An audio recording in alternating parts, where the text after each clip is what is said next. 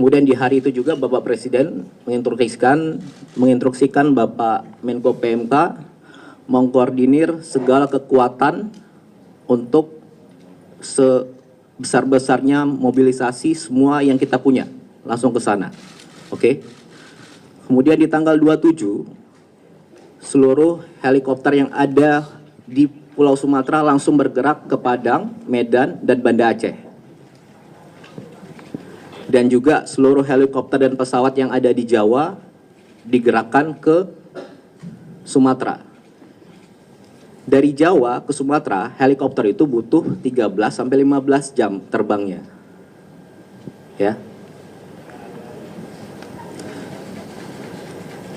Kemudian di tanggal 27 itu juga beberapa heli sampailah ke Banda Aceh. Angkat jetset PLN, angkat logistik. Sama, tidak ada media di situ, tidak ada kamera di situ. Kemudian berikutnya di tanggal 27 itu juga semua kekuatan TNI, Polri, dan warga semua, mungkin ada 20.000 pasukan di situ, sudah bergerak di situ, evakuasi warga, penanganan di hari kedua bencana. Kemudian baru di tanggal 28 ada pelepasan pesawat, 4 pesawat dan 15 helikopter sudah sampai di sana.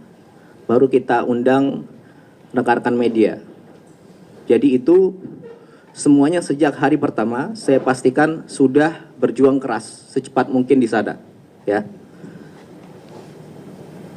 Dan sampai sekarang totalnya mungkin lebih dari 80 helikopter, pesawat, TNI, Polri, Basarnas, polisi, gabungan swasta, dibantu Susi Air, dibantu rekan-rekan semuanya.